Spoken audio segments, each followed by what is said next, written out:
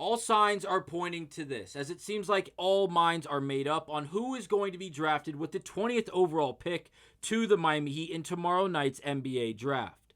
We'll break down two brand new articles that suggest Walter Clayton Jr. is going to be drafted, as well as two tweets, one from the source himself, giving us a really strong idea where he's going in tomorrow night's draft. We'll break down all of that on this episode of Heat Digest, but first, please do remember to subscribe to the channel, as nearly 80% of you guys watching this video are not currently subscribed. Help us hit our new goal of 3,000 subscribers. Thank you guys, and now let's get to it and break down the future of this Miami Heat organization. Now, it could be the future of this Miami Heat organization if he does actually fall to the Miami Heat in this draft. If you don't know who we're referencing, it is Walter Clayton Jr. This kid is a bona fide stud, and if you were not lucky enough to watch his run at the University of Florida the last 2 years, it was something special. Now, I'm a Florida State guy. As you can see, Florida State.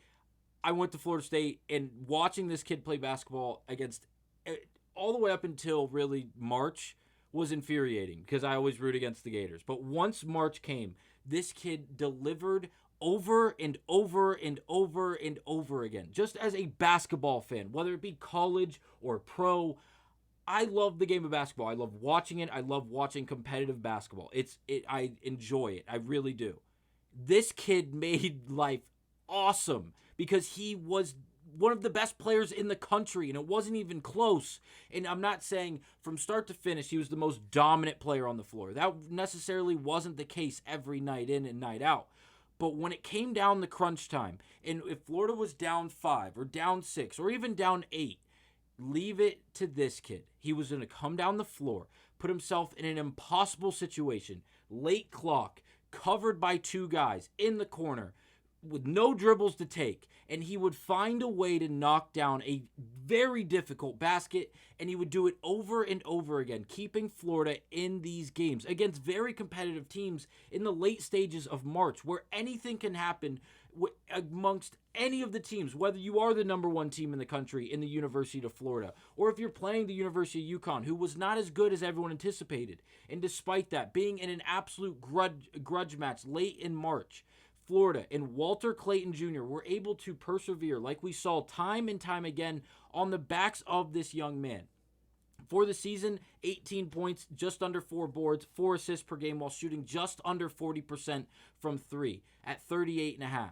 He was spotless, especially in those big moments. Now, the article we're citing, it's tagged down below. I will show you where we got it from in just a second. But they would go on to say, Clayton has reportedly had multiple workouts in Miami and recently canceled workouts towards the end of the first round, which probably is very telling. He is one of the best shooters in the draft and has versatility to play both on and off the ball, and physical strength to be more competitive defender in the NBA than what we saw most of his college career. Now, we got that from this tweet.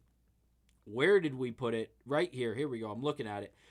This tweet from Heat Diehards, they went on to post this picture of Walter Clayton, as well as saying that he has canceled all other workouts with teams, and not including the Miami Heat, after working out in Miami. And then obviously the source would go on to tag his article and say that he had just discussed this. Again, tag down below if you'd like to read the entirety of it. And then we got another article, this one from Brett Siegel, a more common source, if you will, someone that we cite on this channel a whole lot. And he goes on to say this: will a team take a chance on Walter Clayton Jr. in the middle of the first round after his historic championship run with Florida, or will he ultimately fall in the lap of the Orlando Magic with the 25th pick?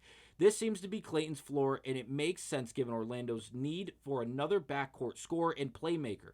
Clayton immediately projects to be a three-point shooting weapon during his rookie season and has drawn comparisons to Deron Williams and Jalen Brunson as a crafty guard.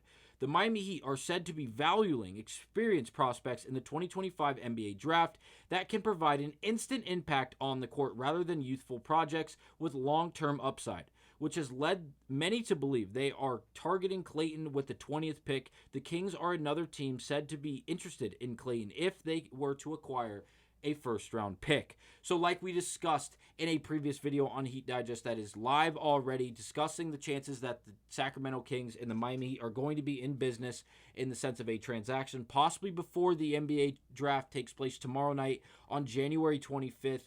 Wednesday. Again, that is tomorrow, as it is currently Tuesday night when I'm recording this. The Miami Heat may be in a position to acquire Walter Clayton Jr. with the 20th overall pick, taking him away from the Orlando Magic, who have the 25th overall pick and doesn't seem to be in a position where they would be trading up in this draft because of the amount of compensation they just gave out to the Memphis Grizzlies in exchange for Desmond Bane. Unless there's a team just above the Miami Heat in the mid to high teens that have whoever they're targeting taken away from them just beforehand and are looking to draft out and back in this draft, I don't believe they are going to be able to draft up or trade up, I should say. So it seems like the Miami Heat are going to be in a position to go out there and draft this young man, and I think it's going to be the best available option for this Heat team. Not only because of the overall what we've seen in his tenure in college, but also his game that he should resemble in the league. Even if it's worst case scenario, he is a spot up shooting 1 and 2 guard, hybrid guard if you will, who can knock down the open three and also create off the dribble for himself while also being a subpar facilitator as a guard. That's worst case scenario. This kid is going to be great in the professional leagues, in the NBA, and I can't wait to see him play for this Miami Heat team if he's not stolen from this organization just before that 20th overall pick. Let me know down below what your overall opinions are on this possible draft prospect for this Miami Heat organization. Would you like to see him a part of this Miami Heat organization? Obviously, playing college basketball in the state of Florida already. Seems like a hometown kid would fit in great in the state of Florida, and it'd be easy to root for, as Florida fans going from the University of Florida to the University of Miami would translate very easily. And also, it seems like the Miami Heat have their minds made up. Now, the last thing we're going to cite is, I can't believe I keep forgetting to cite this. This is the biggest tweet out of all of them. This is from Drew Starr on Twitter. We cite him all the time. He's the GOAT. He goes on to say, quote, "You can have dinner with any 3 people, living or dead. Who are you going out to dinner with?" And this is a question asked to Walter Clayton Jr. just today. And he goes on to say, Eric Spoelstra, Rick Ross, and probably Kobe. Walter Clayton Jr. And now I'll tag this down below if you'd like to read or watch the entirety of it. It's a very quick clip, but his answer of Eric Spoelstra is even quicker. The answer is presented to him. He finishes speaking, and it's Eric Spoelstra. Like, there's no other questions about it. It's Eric Spoelstra's number 1. Next, like the next 2 guys or whoever. And it's very, very cool. It seems like this kid is very excited to get to Miami. Hopefully that does happen, and it does result with him getting drafted with the 20th overall pick, and he could be a cornerstone to this Miami Heat franchise, coming off the bench or even starting next to players like Tyler Hero and platooning minutes off the bench with players like Devion Mitchell, someone we have a lot of upside for, and with hoping he does get extended this offseason in the coming days. I can't wait to see how it all plays out. Let me know down below what your overall opinions are on this move by the Miami Heat, and if it does happen. And if not, would you like to see them move this pick to the Sacramento Kings if they can get them feeling desperate and get a King's ransom for this pick? Let me know down below, and I'll see you guys on the next episode of Heat Digest.